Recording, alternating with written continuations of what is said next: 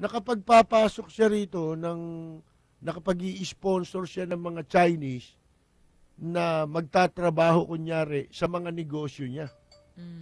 Sa mga negosyo niya. Cook, bilang cook, yung pala cook ng shabu. Hindi natin alam. 'Di ba? Chemist pala. Cook kunyari sa restaurant, yung pala shabu pala ang luluto ng cook na yun. Chef pala sa Shabu Lab. Mga kaibigan, yan po mga ganyan eh. Pero, saka yung mga kunyari, iniimbitahan niyang players, di ba? Junket. Yung mga junket kung tawagin. Siyempre. Mga kaibigan. Di ba nga yung kinukwento kung nahuli sa Soler?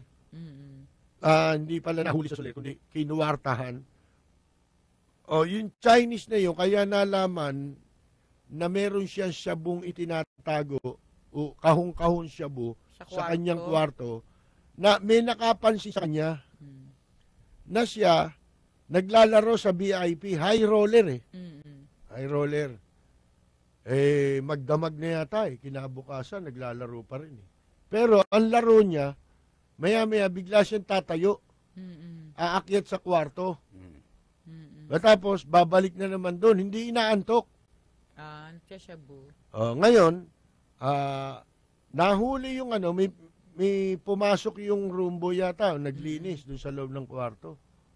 Etong gago, itinip ngayon sa mga security nila, hotel security, na meron siya nakitang mga shabu doon sa loob ng kwarto.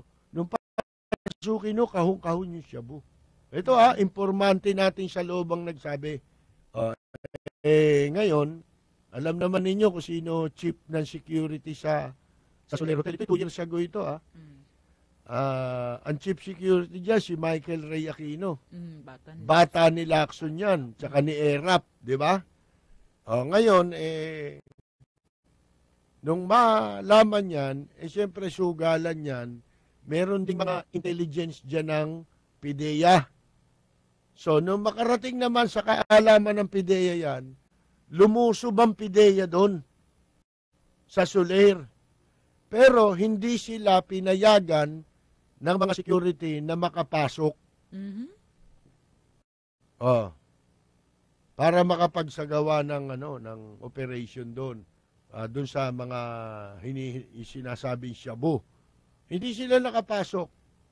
At nagtaka na lang tayo, wala tayong nabalita doon sa pangyayari na yon. Wala na aresto, wala na kumpisa. Wala, yung in-check, wala na rin. Mga kaibigan. At bakit tahimik doon ang PIDEA? Ito 2 years ago yan, 2-3 years ago Nabalita ko sa inyo yan, di ba? Mga kaibigan, 2-3 years ago nangyari yan. Ngayon, yun namang laboratorio dito sa Maynila na nahuli hanggang ngayon. Ano ang ginawa ng mga otoridad doon? Ba't ang kinulong nyo lang si Marcelino? Nasaan yung may-ari nun? Na sinasabi nga nila, informante pa nila, di ba? Ay, kinausap pa nila. At yun daw ang nagsabi kung paanong papasok dun yung kasama ni Marcelino tsaka siya. Yung Chinese interpreter. Nagbigay pa raw ng instruction yun na papasukin doon sa di ba, sa unit. Pero nitong huli, lumabas, wala daw sa unit si Marcelino. Nasa lobby raw nung hulihin siya ng mga PIDEA. Kaya nakapagpiansa. Kaya pinayagan siyang magpiansa. Si Enrile nga pinayagan magpiansa ng Supreme Court At ang masama, inapirm yung kanilang decision na yun na pagpiansahin si Enrile. Sapagkat hindi naman daw lihim sa publiko na may sakit si Enrile. Anong lihim sinasabi ninyo? Hindi lihim sa publiko na may sakit si Enrile. Ang suspecha nga ng publiko, nagsasakit-sakitan sila. Lahat naman ang nakukulong. Ultimo si Bong Revilla. Di ba? Bakit nakapasok ng maayos sa Senado kung may sakit? Napatunayan daw kasi na talagang nagkasakit si Enrile. Ay, Sus Mariosep, na paliwanag yun. Parang excuse? Mga kaibigan. Parang ridiculous sa eskwela? Para sa Ridiculous. eskwelahan, excuse. Oh. Kasi may sakit. Ridiculous, mga kaibigan. Katawa-tawa ang Korte Suprema, nakita Yan ninyo? ba yung tinalakay nila kahapon sa Kaya- N-Bank? Kaya nakakatakot ito dahil sa narco Kasi- industry. Na, Hindi natin alam kung sino kung ilan sa Supreme Court ang tabig ng droga eh. Oh, mga kaibigan, di ba? Sinasabi ni Duterte, bubuhayin mo yung mga yan. Pagdating doon sa husgado, absuelto. O yung Naggamit ng tandaan mo ba yung Sandigan Justice na si Ong? Siyong, Gregory, Gregory. Yung Gregory Ong. Alam ba ninyo yung kung paano naging justice yun ng Sandigan Bayan? Yun, bago na italagang justice, associate justice sa Sandigan Bayan, dati yan judge, RTC judge sa San Juan. Nung siya'y judge, kung matatandaan po ninyo rin, si Jude Estrada, idimanda yan. Idinimanda yan ng isang matanda sa kasong pananakit sa kanya. Isang matandang lola. Ang apelyido nun, Espanyola. O, lola na ho yun. Binugbog niya yun ni Jude Estrada. At ang ayon sa balitang lumabas nun, si Ramon Tulfo, mga kaibigan sa kanyang kolum ito daw pong si Jude Estrada, merong ipinagkatiwala yata shabu. Ipinabebentang mga shabu doon sa apo netong lola. At itong apo ay hindi nakapag-remit ng benta ng pinagbilan. Kaya, nung hinahanap, hindi makita yung lola yata na pagdiskitahan ni bugbugin pinagtatakpan daw. ni Jude Estrada. So, dinimanda ngayon si Jude Estrada nito. Ang umawak ng kaso na na-dismiss, ibinasura yung kaso labang kay Jude Estrada, itong si Gregory Ong. Ngayon, nung maging presidente si Erap, ang naging premyo ni Gregory Ong, maitalaga siya sa Sandigan Bayan. Ito, meron ako nabasang article. Minsan may pagkakataon na ang isang opisyal ng gobyerno, hindi niya alam na nagagamit na siya sa droga. Marirealize niya yan pag dumating na yung problema. Halimbawa, si Chongko, kung matatandaan ninyo, sabi nila, si Chongko raw, di ba kaibigan ni Tito Soto? Nung nagka-problema, ano sabi ni Tito Soto? Di ko kanya kilala yan. Ano naman ang sabi ni Chongko, Peter, sa'yo? Hindi daw kilala Lagi ako bigay pera. Mayat maya dito sa Island Garden. Oo nga, di ba restaurant ni Chongko yun? Na mahilig din kainan ni Roy Sinieres. Kasi raw, masarap ang pagkain doon dahil may shabu. Si Alfredo Chongko, yan yung nahulihan ng isang barkong At saka si Jude Estrada, lagi ron. Oo. Island Garden. Hindi naman. Doon. Pero yun, may bisita ron.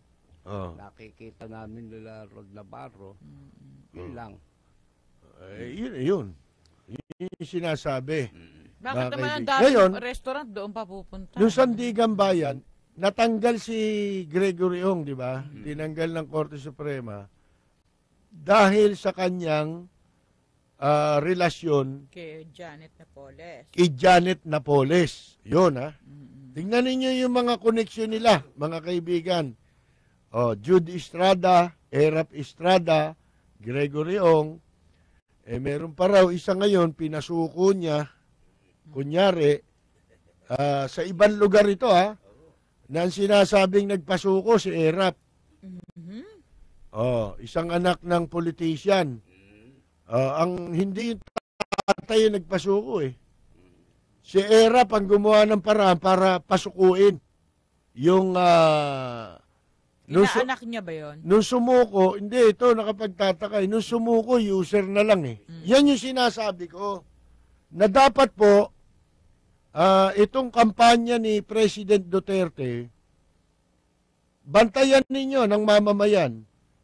Yung si ano ngayon, si Bato, sinasabi niya hindi raw siya sang-ayon sa summary execution. Tama naman yun sapagkat malinaw naman ang direktiba ni Duterte. Pag lumaban, abay, patayin mo. Mahirap naman yung pulis ang mapatay. Oh. Ang problema nga natin ngayon, nakikita natin yung mga pinapatay, ang sabi, lumaban. Kung lumaban yun, kahit pa paano, may tinamaan na sana sa dami nila, no? Di ba? Kahit isa man lang. Hindi man lang nakakalabit ng baril. Nakatama. Wala eh. Kahit nadaplis man lang sana, accidental na lang, ang pwedeng yung tsamba na lang. Natama na kahit daplis. Wala eh. Kahit tumama na lang kamo sa pinto. Katulad nung nagpapasiklab na pulis sa Pasay. Gustong sumikat kay Duterte. Papatayin pala nila yung drug suspect, pinaabot pa sa kulungan.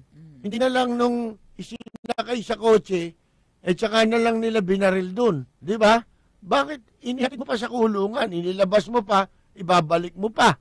Tapos biglang mang-aagaw ng baril. Sira ulo nito, nagpapasiklab ito. Ha? Tsaka the mere fact na yung adik, alam niyang ikukulong lang siya, alam niya, hindi siya papatayin.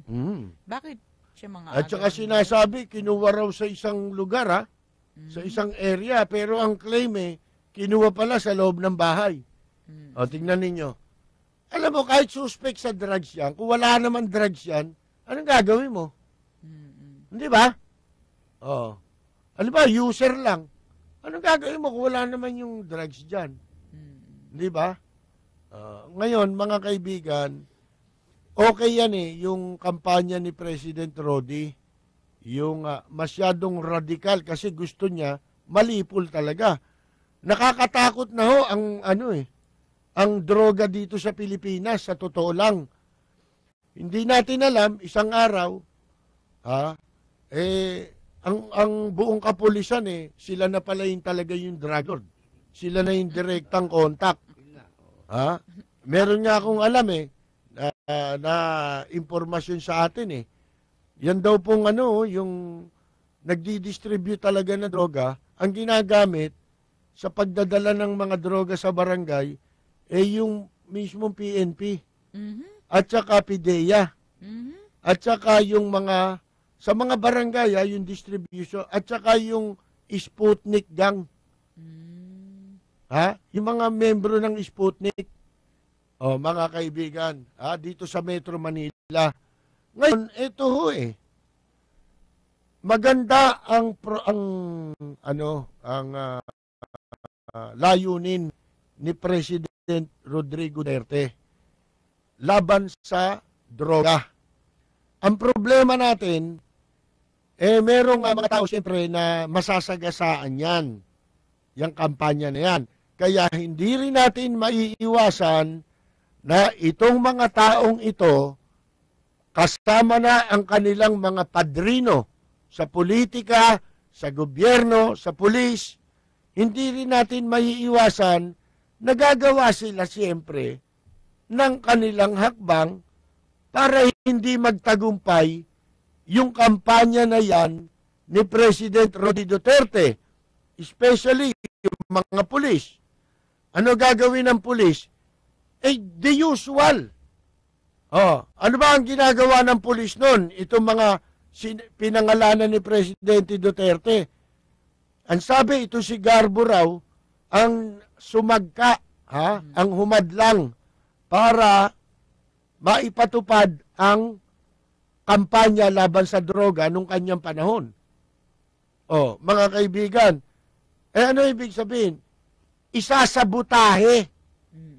Yun ang pinaka mabisang paraan. Kaya hindi pa nga mapapansin ninyo hindi pa nakaupo si Duterte, may mga pumapatay na pulis. Sasabihin lumaban. Bakit nila ginawa yung operation before na iuugnay nila kay Duterte gayong hindi pa nakaupo si Duterte? Kaya dapat mag-iingat kung ako yan aalisin ko ang kung ganyan din lang ang mangyayari, aalisin ko ang tungkulin niya sa PNP. para maging successful. Magtayo siya ng talagang death squad. Yung totohanan, kukunin niya sa iba. Ang tututukan lang nito ay yung mga big time drug lord na identified na nila, tsaka yung mga officials ng gobyerno na sangkot dyan sa droga. Secret Marshal. O yun din ang gawin nilang yun din ang gawin nilang operation kapag ka lumaban, tsaka patayin. Palagay ko naman mahirapan silang lumabang kung ang mga gagamitin dyan, mga Philippine Marine halimbawa, mga SAP, di ba? Yung mga sinanay sa combat, at ang gagawin nilang operation, parang yung sa mga sa Amerika, makikita mo talagang kompleto sa mga kasangkapan sa gamit na ginagawa sa Amerika, sa ibang bansa. Bago tayo magpatuloy, ilan po muna ang mahalaga mensahe. Magbabalik po tayo pagkatapos lamang ng ilang saglit. Mga pangunahing balita at impormasyon na dapat ninyong malaman, mga kabulukan, pasisingawin at isisiwalat sa Lapid Fire. Makabuluhan at makatotohanang komentaryo para sa kapakanan ng bayan. Ihahatid sa inyo ni Percy Lapid, Lunes hanggang Biyernes, alas 9 hanggang alas 10 ng umaga. Samahan si Percy Lapid sa Lapid Fire dito sa DZRJ 810, hatid sa inyo ng 8 Tri-Media Broadcasting Network. 8 Tri-Media Pro Incorporated. This is 8 Tri TV. What can you say in 1 minute? BBC Minute at 7 GMT. Hashtag Minute with me, Vic and Dad. It's not BBC Minute. This is still a BBC Minute is the world's news stories in 60 seconds. BBC Minute. The world in 60 seconds. BBC Minute. This is the BBC Minute. Tune in to the BBC Minute. Weekdays on DZRJ 810 AM. The voice of the Philippines. Good morning, Philippines! Isang magandang umaga ang bubungad sa inyong mga telebisyon kasama ang Supremo ng Bayan, Joey Falcon. Good morning, Philippines! At ang matalino, magandang mestiza ng bayan, Pia Morato. Good morning, Philippines! Alamin ang mga pangunahing presyo ng bilihin, cooking recipes and tips, maging lagay ng trapiko at panahon. Izquierda! Iba't ibang payo at tips mula sa mga eksperto ng ating bansa. Good news, good vibes.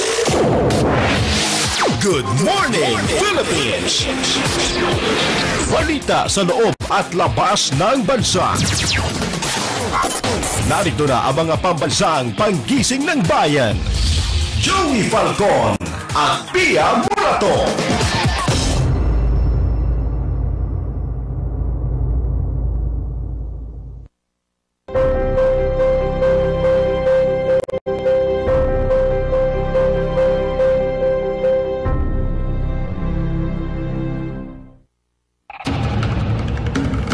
Hahandog ng DZRJ 810 at 8 Tri-Media Broadcasting Networks. Ang programang walang takot na magsisiwalat ng katotohanan. Narito sina Joey Falcon at Bernard Tan. Ocho Diretso.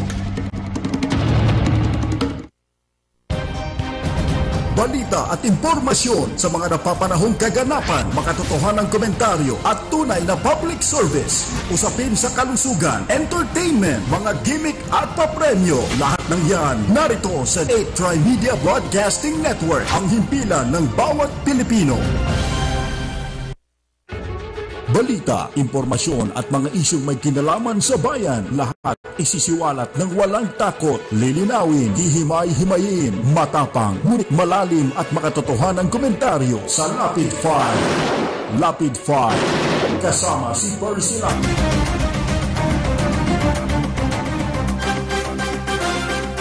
Magpapatuloy po tayo mga kaibigan. Ano yung pinag-uusapan natin kanina? Yung sabotahe. Yan o baka akala ninyo. Yung drug test na lang, yung drug test, pinalilitaw ng PNP, kukunti lang Ang positive. Positive. Buong Pilipinas konti lang Halos 8 lang daw yata dito sa Metro Manila. Imposible naman yan. Ano tawag mo dyan? Di ba sabotahe yan? Anong klaseng drug test yung pinagagawa ninyo? Kami drug test dyan. Saan nyo pa pinadrug test yan? Saka sabi dati ni Duterte sa dugo hindi daw sa ihi, di ba? Sa ihi ba sila nag-drug test? Ihi. Ay, mga gago ito. Kasi yung nagwalang pulis, naalala mo ba? Kinunan ihi Saka nung nagpe-press con si Bato nung unang press con niya, ihi din Binago, no? Di sabotahe yun. Dapat sa dugo. At saka hindi, ang ginagawa random Random. Yung bibiglain, ganon. Paano yung iba? Wala ron. Yung talagang kargado. Random kunyari, pero naka-announce na sa kanila yung sikreto. Yun na nga kaya alam mo, may ginagawa sila dyan yung iba para hindi ka maging positive sa ihi. Kaya nga hindi pwede yung ihi. Kung nagdodroga ka, hindi ko alam kung yung ginagawa nila para kahit na kunang ka ng ihi. Walang makikita. Hindi na nga credible yung ihi. Kasi nga, tinanggal na rin sa lisensya yan Bakit? Kasi ihi ng may ihi, ginagamit Nagagawa yun Paano mo pagtitiwalaan yung testing na yun? Di ba? Kaya kailangan talaga lahat yan sa dugo. At saka kailangan gawin yan nang meron tayong ibang paraan na gagawin na hindi nila maitatago totohanan. Di ba? Kung talagang hindi naman sila gumagamit, ano naman itatakot mo dyan? Ang gagawa ng paraan dyan, siyempre, yung mga gumagamit. Mga adik. Dalawang bagay yun. Wala sila sa scheduled drug test. O kaya, meron silang ginagawa na magne-negative. Pero yun, hindi mo magagawa sa dugo. Sa dugo, hindi nagagawa yata yun. Sa ihi lang. Oo, sa ihi lang. Ngayon, ano yung sinasabi natin? Katulad niyan, si Bato. Ang sabi niya, hindi raw siya sang-ayon sa extrajudicial killing. Dahil meron daw ngayon mga vigilantes. Naniniwala daw siya na merong vigilantes ngayon. Tinan mong katarantaduhan nito. Yung vigilantes na yan. Hindi totoo yan. Ito, binabase nila dun sa lumabas sa internet na pinatay dyan sa Quezon City ng mga nakamotor. 2 yung nakamotor. Tapos binaril nila yung isa. Tumatakbo binaril. Nung bumagsak, binaril pa ulit, nakadapa. Mga kaibigan, hindi vigilantes yun, nakamaskere. Nakamaskara, nakatakip ang muka. Siyempre, hindi mo makikilala. At saka siyempre, hindi naman naka-uniforme. Kaya mo sasabihin, vigilantes. Hindi vigilantes yun, pulis yun. Yung paraan ng pamamaril, pulis yun.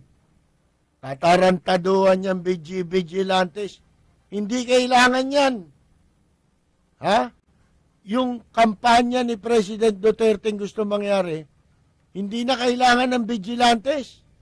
Masusugpo ang droga. O kung yun ang susundin. Kaso nga po, etong mga to, nagpapanggap na vigilantes, pero pulis din sila. Bakit? Kasi nahahalata na na yung pinapatay ng pulis, mga asset nila. Kasi biruin mo, no? Alam nila yung target nila, no? Kaya para hindi sabihin pulis ang pumapatay kasi nga hindi na pinaniniwala ang nangaagaw ng baril. May nangyari na kasi sa Pasay. Yun na mahirap Pag may dumiskarte ng palpak ng tagilid, mga kaibigan, mabubuko na. Ito, dumiskarting nagpapasiklabang gago sa Pasay, sabit sila ngayon. Kaya ang ginagawa na ngayon, ito, pinalilitaw nila vigilantes, hindi pulis, yung papatay ngayon. Paano yan? Paano natin malalaman ngayon kung talagang totohanan yan? Kaya, para hindi mahalatang source nila yung pinapatay nila. Hindi ba? Nagtatakip sila para lumitaw na sila hindi pulis, kundi mga vigilante. Pero talagang nangyayari dun sa mga napapatay na sinasabing lumalaban, talagang hindi lumaban. Kasi kung may lumaban doon, may tinamaan sana. Kahit nagalusan man lang na isang pulis. Habang nang-aaresto sila ng sinasabi nilang lumalaban. Nagliliyap na mga komentaryo, maanghang na mga batikos. Ito ang Lapid Fire ni Percy Lapid. Lapid Fire. Ito pala si Pacquiao wala nang nagawang batas, wala pang palabra de honor. Oo. Oo nga. Alay mo ang gago. Hindi pa nag-uumpisa magbukas yung Senado at makaupo sila, mga kaibigan. Baka lain niya pinaghahandaan yung laban. Yung kanyan leave. Maglilib ka na, hindi pa nag-uumpisa. Samantala, ang sabi niya, perfect attendance, di ba? Focus daw siya. At saka titigil na Yun ang sabi. Ilang beses niya nang tinigil yan Ilang beses na rin yan tinuloy. Mga kaibigan. Walang iya palang tao ito. Walang palabra de honor.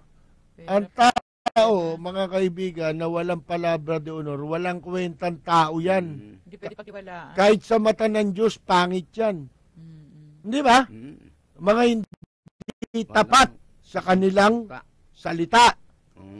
Sa sarili mo nga, hindi ka natapat sa ibang tao pa. Yun, mga kaibigan. Kaya loloko lang tayo ni Pacquiao. Sira rin ang ulo niyang hinduropot na yan. Baka nakasyabu na rin yan Si Arum pa nag-announce, Lintik si Bob Arum. Di mo na malaman ngayon Nanood ako ng Itbulaga kahapon naabutan ko yung 1 for all Akalain mo yun, hindi binigay yung premyo nila. Alam mo bakit? Yung yung lalaki, addict pala. Inamin Umamin siya, televised. Na addict siya. Na nagbago na siya. Kailan kanya nagbago? Gaano katagal na? 1 linggo na. Linggo pa lang. Isipin mo yun. Hindi binigay sa kanya dahil baka ipambili. Baka ibibili, uubusin lang niya sa ganon, di ba? Binigay sa pamilya, hindi rin. Hindi rin Pagka yung naipakita raw, talagang nagbago na siya kasi nangangako siya. Nagbabago. Pero mahirap paniwalaan yung mga... Unang-una, walang mga pera yan, paano magbabago yan? Para isang tao magbago yan, alisin mo siya dun sa lugar nila. Bagong environment. Hindi kulungan ang kailangan niya. Ang kailangan niya, bagong environment na makapag-iisip siya, meron siyang kahit papaano makakausap, papayo. Alam niyo yan, walang rehab dyan. Hindi totoo yung rehab na yan. Yang rehab, tutulungan ka lang yan para ikaw ay umiwas. Pero not necessarily, tutulungan ka niya para hindi ka na bumalik sa pagiging addict. Ang dami ng kasaysayan na ganyan. Pabalik-balik. Kasi po, ang pagbabago nasa tao lang Kahit nga hindi ka i-rehab Sa totoo lang Kung gusto mo magbago. Kung ang tao gustong magbago, magbabago yan. Kahit walang rehab. Ang tawag doon ang tawag doon? Yung malakas ang iyong self-control, self-discipline. Yung will. Willpower. Willpower, yan. Yan ang, yan ang dapat. Hindi, umisip kayo ng paraan, paano, hindi totoo yan. Pag nirehab mo, magbabago, 6 months. Natawa ako kay mapagmarunong yan, hindi naman marunong. Sino? Si Tito Soto. Sabi ko sa inyo yung mga hindi ko marunong mag-English, marunong yan. Yan, meron pa, binabanatan siya ngayon sa social media. Ano ba yung hiniyaban niya yung ano? Hindi. Naikwento yata nung isa na dyan daw dahil daw dyan sa inuman, isang babae, nabasa ko lang na yun daw kakainom niya, pinagsamantalahan siya ng mga kainuman niya, madalas doon siya na pagsasamantalahan. Aba, sabi niya ni Tito. Ang sinisinis Tito Soto siya. Siguro kung nakikipag-inuman ka, nakashort ka pa, no? Masama yan gano'n. Bakit mo iniisip pagka nakashort ba, kailangan Tsaka kahit kainuman mo, dapat ba gahasain ka ng kainuman mo porket nakashort? Yun na nga. At saka yun ang gahasan, dapat mo sisihin. Kasi biktima yan Ba't mo sisihin yung yung nagasa? Kaya nagustuhan niya yung, kaya hindi niya nagustuhan yung, biktima pa siya ron. Yung rape yun. Against Sir Will yun. Huwag mo sasabihin, nasarapan na niya Di ba merong ganong instance? Si Mayor Lim. Merong suspect sa rape. Hinarap sa kanya, kaya galit na galit si Mayor Lim sabi raw nung bakit mo ginawa yung ginasa mo? Nakaharap ang media Ang sabi raw di bale, nasarapan naman siya Yun daw ang sagot. Sinapok niya. Ha? Sinapok niya. Hindi, siyempre may media ron Masasapok niya ba yun? Yun, ano rin yun, ang agaw din ng baril yun Agaw. Hindi ba? Kayo, ganun ang klase ng kriminal, yung walang remorse. Kasi nga, di ba si Tito Soto, kasi nung isang araw, nakita ko nag-trending yung lumang artikulo ni Rodel Rodis na yung tungkol sa rape ni Pepsi Paloma. Binanggit doon si Tito Soto siyempre, kapatid niya yung sangkot. Siyempre, aregluin niya yun. What are we in power for? Kaya ganun yung kaya ibig ko sabihin, kaya ganun ang trato niya sa rape victim. Hindi, gusto niya magbangong pure, mali. Ang dapat mong kundinahin yung gumawa ng mali. Itong tao, masisisi mo ba yan kung naging biktima siya ng isang pangyayari? O kaya, nagamit siya sa isang malang gawain dahil sa kakulangan ng kanyang nantiwala, masyadong tiwala ang mga tao. Di ba? Yan ang mga dahilan yung iba naman, binibigyan ng masamang kahulugan. Yung pakikipag-inuman ng isang babae sa lalaki. Kaya huwag kayong alam mo yung pakikipag-intimate masyado ng babae. Huwag niyong pagtiwalaan yan. Masyado na kumo nakikipag-one-on-one sa'yo. Akala mo may gusto sa'yo. Akala mo, papayag na yan. At gusto niya nang mangyari lahat ng gusto mong gawin. Hindi ganun yun. Kaya hindi rin, kumo nakashort yung babae, pwede nang gahasain. Gago Di ba? Nag-short daw, masamaan niya ikaw, malikaan niya nakikipag-inuman ka, nakashort ka pa. Tapos sinakyan pa ng mga tunggak. Yung mga ogag. Yung tunggak na, dalawang kasama niyang tunggak. Alam mo, babagsak ang rating niyan dahil kay Tito Soto. Hindi man siya kailangan dyan Nonsense yung mga sinasabi. Hindi siya kailangan dyan. Nakakasira ka pa nga dahil politiko ka Senador ka na Hindi ka dapat nakikiganyan. Paano kasi seryoso? Tapos gusto mo pa mag-i-speak Senate President ka pa? Sipin mo kung di ba naman may tawag yata si Mang Rereng, nasa linya natin. Magandang umaga po, Karereng. Hello? Karereng. Magandang umaga, Percy. Rosen Peter. Nabingin ko rin Ano balita, Mang Rereng? Nagkakaroon ba ng feedback? Wala. Di ba, kanya ako tumawag. Yung nangyayari ngayon na yung mga pagpatay ba? Alagay ko hindi natutuwa yung mga pagpatay na sinasamantala na Ama, yan. Sinasamantala na sinabi ni Presidente na pag naglaban patayin. Hindi naman naglalaban yung mga yan Kamukha yung sinasabi ni Kwan na sama-sama yan o vigilante? Vigilante. Vigilante. Asyuntado, vigilante. Ang vigilante pumapatay, naglalakad. Hindi nakasakay sa motor. Tama yung hinala mo, Percy, na pulis yan. Lalo rito sa Maynila, wala na, marami nang gumagala dyan. Dahil... Ito Manrereng, nabanggit mo Maynila. Ang sabi nila, may ginagawa sila laban sa mga adik.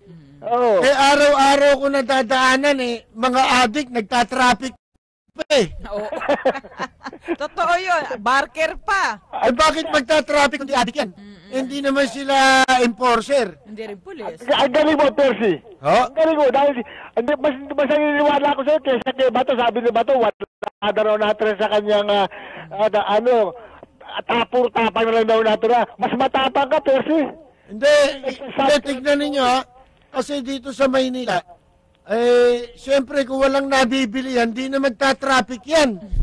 Kasi kahit na mag-traffic pa sila, kumita sila rin sa pangingikil sa traffic, ano gagawin nila sa pera? Ibibili na siya, bo. At saka yung mga yan, hindi magta-traffic yung adik dahil tamad yan. Pag walang karga yan, hindi magta-traffic yan. Di ibig sabihin, nakakabili sila. Hindi ba? At saka pinapayagan lang ng pulis no? Oo, wala. Traffic enforcer lapit lang ng presinto ron, sa Pandakan, di ba? Pandakan. Sige, Percy, bistado na natin yan. Salamat sige, maraming salamat din. Nagliliyap na mga komentaryo, maanghang na mga batikos. Ito ang Lapid Fire ni Percy Lapid. Lapid Fire.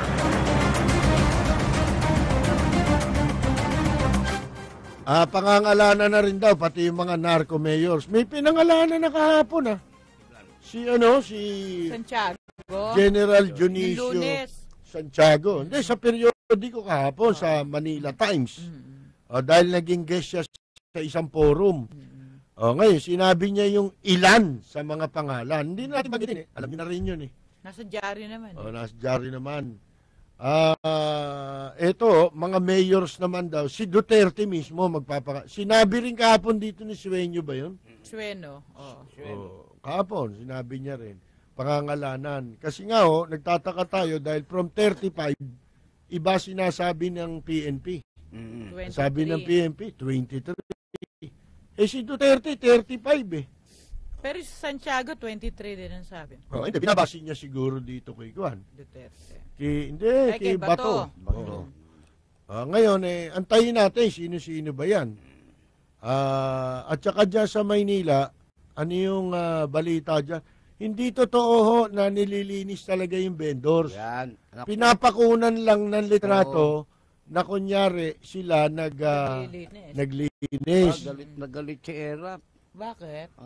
Matindi itong taon to. Sabi, huhubaran ko niya ng maskara yan.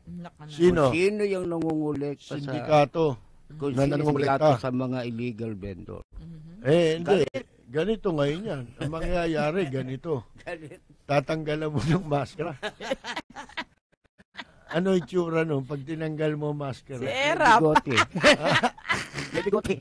Halimbawa, tatanggalan mo ng maskara yung illegal terminal sa Loton. Ano itsura nun pag tinanggal mo yung maskara suot? Mukhang bruha. Sinungaling Hindi. Yung sa illegal terminal. Pag tinanggal mo ang maskara, ano itsura nun? Bruha. Ano pa? Ano ba bruha? Buhok. Hindi. Ano itsura ng bruha? Matanda. Oo, hukluban. Yun. Tapos, kulubot-kulubot yung mukha. Parang korduroy na. Kawawa naman yung korduroy na ikumpara sa matanda. Paborito pa naman ni Duterte yung korduroy. Kasi cotton yun Ngayon allergic pala yan sa ibang tela, cotton lang pala. Huhubaran daw ni Erap ng maskara. Ay, mas maganda ko si Duterte maghubad ng maskara. Hubaran mo nga, tignan ko nga kung ano mas maganda, yung maskara, yung mukha ni Ligaya. Tapos yung Borromeo, ang tapang din ng apog Inalis na niya namin yan Kaya lang, alisin namin umaga, tanghali, bumabalik. Sabing gano'n, no? Yun. Oo. Di, wala. Ibig sabihin, Usapang sira ulo yun. Hindi na kami mag-aaksaya ng panahon sa ganun. Para pag-aksaya. Pakinggan mo yung basta, mga ang ibig sabihin nung linis-linis, sa dyaryo lang yun. Pagkatapos ng una ng litrato, babalik na naman sila. Wala, photo ops lang yun. Ang tawag ko doon, photo ops. Ngayon, itong Supreme Court. Akin na nga isang malaking periodiko. Yan ang Supreme Court, in-affirm nila yung pong yung una na nilang naging desisyon na payagan po si Enrile na makapagpiyansa. Nasaan ba yun? Ano balita ba? Saan bang lugar na? Ayan. In-affirm bali pinagtibay nila. Yung nauna na nilang desisyon na bigyan ng piyansa si dating Senator Juan Ponce Enrile dahil sa edad at health reasons na parehong dahilan na wala sa batas. Walang pinagbabasihan po. Excuse me po. Ayan, sa batas wala. Ang sabi nila nito si Tudorte, sinasabi niya, yun daw dahilan that the people were not kept in the dark about nor were they denied a reasonable opportunity to rebut the instability of his health and his advantage. Kailangan pa ba nating i-rebut yun? Yung kung si Enrile may sakit o wala. At parang pinalilitaw na kumbinsido naman ng mamamayan Parang bukas na aklat na si Enrile may sakit. At matanda. Ano ba may sakit? Nakaratay. Di ba yung nakaratay, yung walang kakayahan na yun, di ba? Ganon dapat. Hindi Nag-iimbestiga pa nga yan, nag-aabogado pa nga kikimong Yan ba may sakit? Bulag ba kayo? At saka hindi na kayo Supreme Court Justice. Mga doktor na kayo of medicine. Baka hindi nyo nalalaman. Mga doctor of medicine na kayo. Dahil kayo, kahit na ang tao'y naglulundag, daig nyo pa ang mga dalubhasang manggagamot ng karamdaman. Dahil na-detect ninyo Kahit na tumatakbo yung tao pala, masigla-masigla, para sa kanila ano na yun, may karamdaman yun. Saka yung mga yung mga presong matatanda rin di ba? At yung iba may sakit din. Yung daw petitioner, si Enrile, hindi naman daw flight risk, primarily due to his health condition. Unang-una raw, ito raw pangunahin, hindi raw naman ito tatakas. Hindi yun ang pinag-uusapan. Wala sa batas yung ginawa niyong pagbibigay ng piyansa. Ang talagang batas, ang kasong plunder, walang piyansa yan. Tulugan. Stay yun po mga kaibigan. No bail. No bail Pinamiendahan na naman yung plunder mo. Ano pinagsasasabi ninyong flight risk? Leche. Magbabasa tayo ng ilang mga text po dito, mga kaibigan, Basahin mo nga, Ros. Lahat ng ospital madaling malaman pag positive sa drugs. Sa dami ng pasyente, ipunin mo ang dugo. Halo-halo na, hindi na sinasabi kung positibo. Sa tanga, lusot yun. Ang katotohanan, hindi na natin alam dahil sa Red Cross kumuha pag wala sa ospital. Maraming addict na kinuha ng dugo, donation, di ba? Pasensya pag may kulang ang letra ng text ko o may error. Salamat, sabi ni Ray Bautista. Ayan, pero alam niyo, Mr. Bautista, yung pagdodonate ng dugo, hindi pwede yung kung addict ka. Hindi ko kayo nung una ng dugo yun. Kahit yung may butas lang yung yung tenga o kaya may tato, hindi ko kinukunan yun kung kahit gusto mo mag-donate. Tsaka kahit mag-donate ka ng dugo, tinetest naman yung dugong dinonate mo eh. Kaya nga mga nasasali na ng dugo, nag-iiba ugali. Isa yan sa dumadaloy sa isipan. Hindi, iba naman yung siguro, yung agaw buhay, sasalinan mo ng dugo, iba naman yun. Doon naman sa ospital ko, hindi, dapat talaga kasi yung pagkuha ng dugo, merong yan proseso. At sino ang credible na pwedeng magsagawa niya? Hindi basta-basta pakukunan mo. Ayun nga, ang gusto natin, dapat yung hindi pwedeng impluensyahan ang magte-testing ng drug testing. Sisiguruhin namin sa inyo, 1,000 yung pulis na yan kung buong Pilipinas ang ida-drug test sa dugo, blood test talaga dapat ang tawag mga kaibigan, sa droga. Blood test sa droga. Yan. Sigurado, 1,000 yan. Hindi kami magmimintis.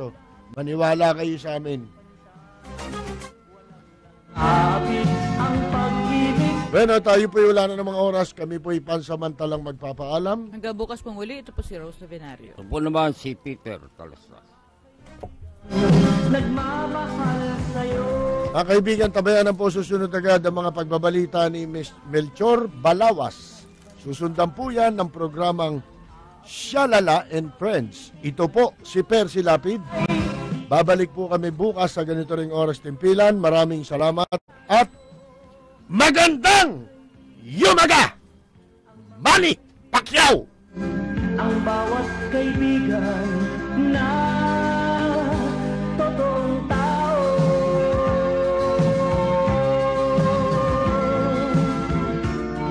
dito sa bayan ko.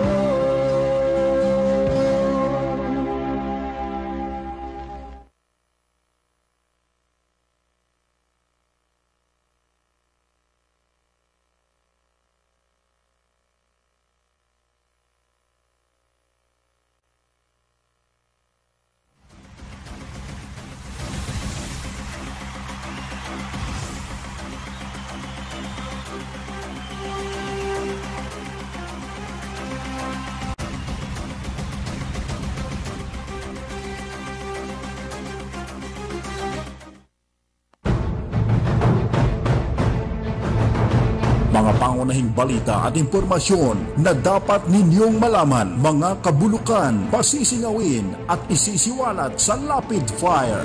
Makabuluhan at makatotohanang komentaryo para sa kapakanan ng bayan. Ihahatid sa inyo ni Percy Lapid, Lunes hanggang Biyernes, alas 9 hanggang alas 10 ng umaga. Samahan si Percy Lapid sa Lapid Fire dito sa DZRJ